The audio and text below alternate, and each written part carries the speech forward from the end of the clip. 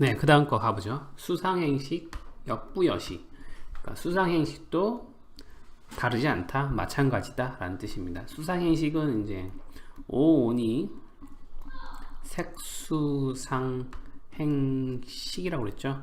그러니까 앞에서 색이 색즉시공 공즉시색, 색불이공 공불이공, 공불이색. 그래가지고 색이 곧 공이다, 이거를 증명했었죠. 그래서 다시 보면 물질의 곧 변화다 라는 걸 증명했으니까 수상행식 또한 역부여식, 이와 같다 라는 거예요. 그러니까 수도 공이고, 상도 공이고, 행도 공이고, 식도 공이다. 그러니까 수상행식이 다 변한다 라는 겁니다. 변화한다. 수상행식이라는 거는 우리의 정신작용, 마음작용이라고 그랬죠. 그러니까 우리 마음도 변한다는 겁니다. 그리고 변화가 곧 우리 마음이다 라는 거죠. 거기에서 더 나아가서 마음은 다 변한다. 그리고 변화가 있기 때문에 우리 마음이 있다 라는 거죠. 변화가 없었으면은 마음도 없죠. 그러니까 변치 않는 마음이라는 거는 말이 안 된다는 거죠.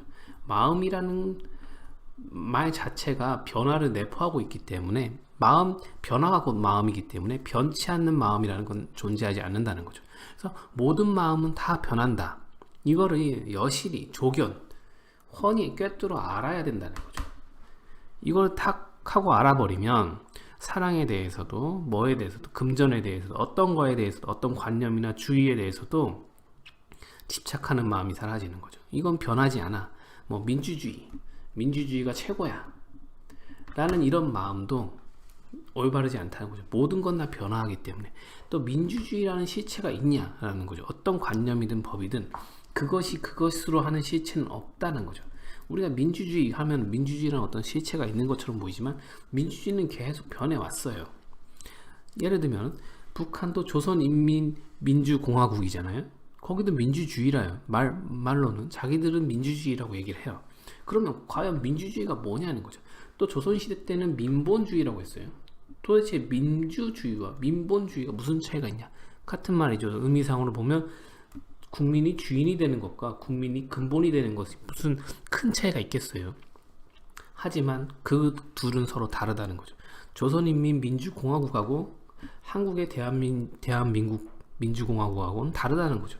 또 조선의 민본주의하고는 또 다르다는 거죠. 이게 같은 말이지만 다 달라요. 왜냐? 시간이 변하면서 의미가 변하고 개념이 변하고 어느 한순간도 다르지 않기 때문에. 예를 들면 박정희 시대 때 70년대의 민주주의와 대한민국의 민주주의와 80년대 전두환 시대 때 민주주의와 또 90년대 이제 그 김영삼 시대의 민주주의와 지금의 민주주의가 또 다를 수 있어요. 그러니까 다 다르다는 거죠. 같은 민주주의라고 해도. 그러니까 그 어떤 것도, 어떤 관념이나 어떤 주의가, 어떤 사상이든 어떤 마음이든 변치 않는 마음이라는 건 존재하지 않는다라는 겁니다.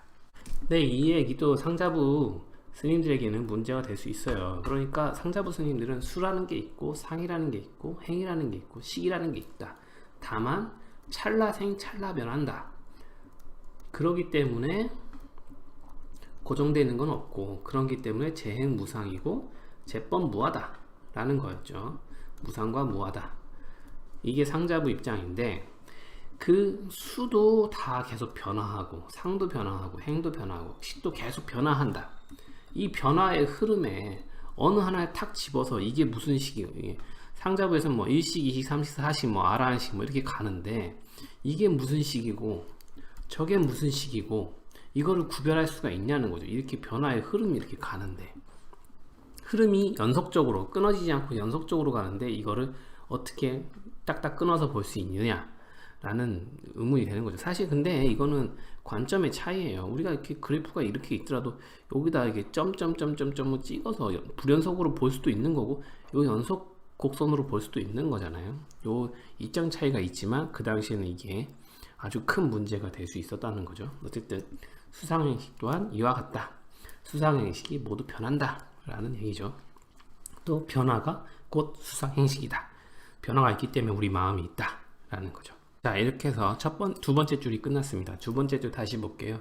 살이자라고 불렀죠. 색즉시공, 공즉시색, 색뿌리공, 공부리색. 요 네 개로 통해서 색과 공이 같다 라는 걸 증명했죠. 그러니까 색과 공이 같고 공과 색이 같고 색이 공과 다르지 않고, 다르지 않다는 이중부정이죠. 어차피 같은 말인데 또 공과 색이 다르지 않고 이중부정입니다. 요 네 가지를 통해서 결국엔 무엇을 증명했냐? 색과 공이 같다. 변화가 있기 때문에 물질이 있고 물질이 곧 변하다. 수상행식 또한 이와 같다. 수상행식은 마음이죠. 마음도 곧 변하다. 변화가 있기에 마음이 있고 마음이 변하다. 변하지 않는 마음은 없다. 이런 거죠. 이와 같다. 자, 여기까지 얘기하면은 이 상자부, 여기 이 얘기를 듣고 있던 상자부 스님들은 뭔가 마음이 이제 좀 쎄한 게 있을 거예요. 저 말을 부정할 수도 없고 긍정할 수도 없고 하는 이상한 마음이 들 겁니다. 그래갖고 뭔가 말렸다는 느낌이 서서히 들고 있을 거예요. 말렸다. 이 사람 논리에 말렸다. 이 각 논리를 깨려고 하면 깰 수가 없어요. 왜냐면 이건 다 부처님 말씀이니까 이거를 깨기가 어려운 거죠. 근데 또 따라가자니 뭔가 아닌 것 같고 하는 이 말린 느낌이 들 겁니다. 그리고 다음 줄로 한번 빠르게 가보죠. 다음 줄, 살이자 또 부르죠. 또 반말로 살이자야 들어봐 이렇게 거죠. 시제법공사. 법이라는 건 이제 모든 관념, 사상 이런 거라고 보시면 돼요. 모든 법이 다 공하기 때문에 공한 걸 볼 때, 공하는 걸 봐서 모든 사상이나 관념이 다 공하는 걸 봤을 때 불생불멸이다. 그러니까 새로 태어나는 것도 없고 사라지는 것도 없다 라는 거죠. 자, 근데 반야신경을 잘못 읽으면 요 구절에 딱 꽂혀가지고 반야신경의 진리를 깨달으면 내가 불생불멸을 한다 이런 식으로 잘못 생각할 수가 있는데 전혀 딴판의 말입니다. 불생불멸은 말 그대로 새로 나는 게 없고 사라지는 게 없다는 거죠.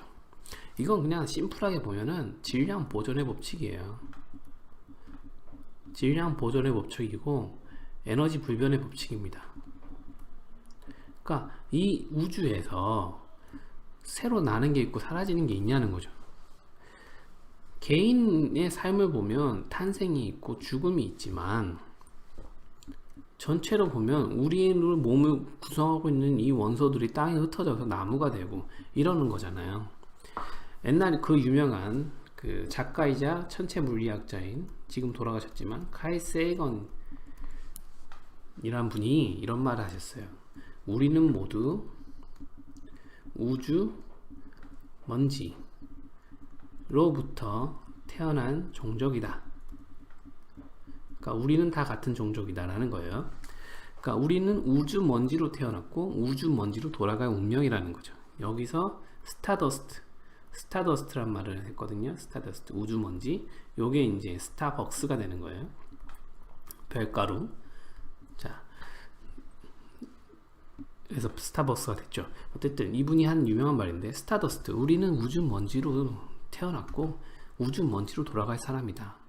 그러니까 우리의 몸을 구성하고 있는 모든 원소는 다 우주 먼지에서 나온 거고 우리가 죽어서 결국에는 우주 먼지로 돌아갈 거다. 이런 식으로 보면 어떤 한 삶의 시작과 끝은 있지만 전체적으로 보면 시작과 끝은 없는 거죠. 그리고 새로 나는 것도 없고 사라지는 것도 없다 라는 겁니다. 그리고 불구부정은 천한 것도 없고 깨끗한 것도 없다. 더러운 것도 없고 깨끗한 것도 없다 라는 말입니다. 불구부정은 이제 두 가지 면에서 볼 수 있는데, 여기서 봤듯이 모든 게 변하기 때문에 이 변화의 측면에서 보면 태어나면서부터 더러운 것도 없고 태어나면서부터 깨끗한 것도 없다는 거죠. 계속 변화하기 때문에 지금 깨끗한 게 나중에 더러울 수 있고 지금 더러운 게 나중에 깨끗해질 수 있는 거죠. 이거는 뭐 부처님이 그런 얘기가 있어요. 이렇게 향을 싼 천이 있는데 이거 향을 쌌던 거하고 고기 생선을 쌌던 거여서 비린내가 나고 같은 천인데 어쪽에서 향내가 나고 어떤 쪽에서 비린내가 난다. 그러니까 그 천에 깨끗하고 더러운 게 있는 게 아니라 그 안에 뭐가 들었냐에 따라서 더럽다, 깨끗하가 정해진다, 이런 식으로 얘기를 하기도 하고, 그러니까 사람의 됨됨이가 중요하다, 이런 얘기를 하기도 하고, 또는 불구부정의 이제 대표적인 얘기는 원효대사의 해골바가지 물 얘기가 가장 대표적이죠. 그 원효 대사가 이제 어느 날 동굴에서 이제 잠을 자는데, 중국에 가는 길에 동굴에서 잠을 자는데 목이 너무 말랐대요. 그래서 동굴이 깜깜하니까 밤에 이렇게 손을 뒤져보니까 뭐 바가지가 있었고, 거기에 있는 물을 너무 맛있게 마시고 시원하게 먹고 잠을 잤는데, 다음날 일어나 보니까 그게 알고 봤더니 해골 바가지였고, 그 안에 해골이 이제 골수가 썩은 물이 이렇게 차 있었다는 거죠. 그 자기가 썩은 물을, 골수가 썩은 물을 마셨던 거예요. 근데 그러면서 일어나서 그걸 보고는 토를 이렇게 오바이트를 했어요. 토를 하고 나서 토를 하면서 깨달은 거예요. 아, 내가 어젯밤에는 너무 깨끗하고 너무 시원하게 잘 마신 이 물이 왜 오늘은 나를 이렇게 더럽게 느껴지는 걸까? 그래서 이 불구부정, 이거를 깨달은 거죠. 이거에 다 마음이 작용하는 것이다. 내 마음이 더럽다고 느끼고 내 마음이 깨끗하다고 느끼는 것이다. 그러니까 마음만 돌려 세우면 세상에 더러운 것도 없고 깨끗한 것도 없더라 라는 걸 깨달았다는 얘기가 있죠. 이렇게 보셔도 돼요. 변화로 보셔도 되고, 아니면 더럽고 깨끗한 게 다 마음이 일으키는 작용이다 라고 보셔도 돼요. 또 부중불감, 늘어나는 것도 없고 없어지는 것도 없다. 불생불묘가 같은 말이죠. 질량 보존의 법칙을 얘기는 말합니다. 새로 늘어나는 것도 없죠. 그리고 에너지 보존의 법칙, 에너지가 변화할 뿐이지 에너지 총량은 같잖아요. 요 두 번째 문장은 이렇게 됩니다. 자, 여기까지 들으면 아까도 얘기 드렸듯이 상자부 스님들이, 이걸 듣고 있는 상자부 스님들은 뭔가 싸하지만 뭐 부정하기도 어렵고 하는 얘기를 듣고 있어요. 그랬고 속으로는 사실 별거 없는데 다 아는 얘기가 아닌가 하는 생각도 있을 수 있고, 뭔가 이건 아닌데 딱히 부정하기도 어려운 그런 느낌이 들 수 있어요. 그러니까 여기까지는 다 밑밥을 깔았다 이거죠. 밑밥을 쭉 깔아왔어요. 그러니까 논리를 완성시키기 위해서 논리의 근거들을 이렇게 쌓아온 거죠. 딱 쌓아오고 나서 지금 여기서 한번 때릴 타임이라고 생각을 한 거죠. 그래서 세게 갑니다. 자, 그 다음 거 시고 공중무색, 딱 이 소리 딱 하면 이제 이 상자부 스님들이 들고 일어나는 거죠. 이건 아니지, 잠깐 기다려봐, 이렇게 얘기 되는 거죠. 왜냐, 시고, 그런 까닭에, 그러니까 앞에서 논리를 쌓아놨잖아요. 쌓아놓은 까닭에 이 논리에 이 근거에 의해서 봤을 때 공 가운데 보면 공중이죠.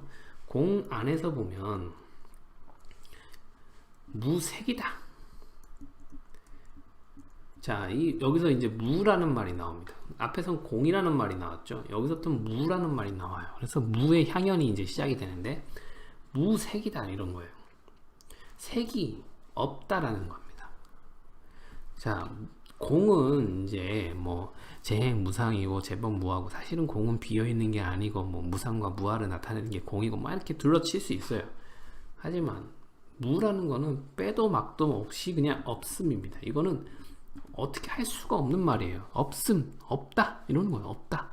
이 반야신경 안에 있는 내용 중에 공중무색, 가장 레디컬한 주장이 나옵니다. 가장 급진적인 주장이 나오는 거죠. 공중무색 딱 때려버리는 거예요. 물질은 없다 이런 말을 하는 겁니다. 자, 물질 없다 이런 말 하면은 그냥 바로 싸닥에 올리면 됩니다. 이 싸닥에도 없다는 거냐 라는 말을 할 수가 있는 거죠.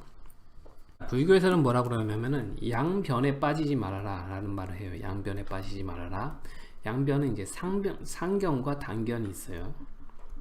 상견은 있다는 말이에요. 뭐든지 있다 라는 마음, 단견은 없다는 마음이에요. 뭐든지 없다 라는 마음입니다. 그러니까 이 무색이라는 말에 의해서 단견에 빠질 수가 있는 거죠. 없다. 불교는 다 없네. 너도 없고 나도 없고 깨달음도 없고 진리도 없고 다 없네. 없는데 뭐하러 수행하고 깨달음은 얻지? 이런 단견에 빠지라. 그러니까 양변에 빠지지 말라. 상견에도 빠지지 말고 단견에도 빠지지 말라. 이런 얘기가 있습니다. 그러니까 어떤 줄을 이렇게 줄타기를 하는 거죠. 가운데 서갖고 한쪽은 상견이고 한쪽은 단견입니다.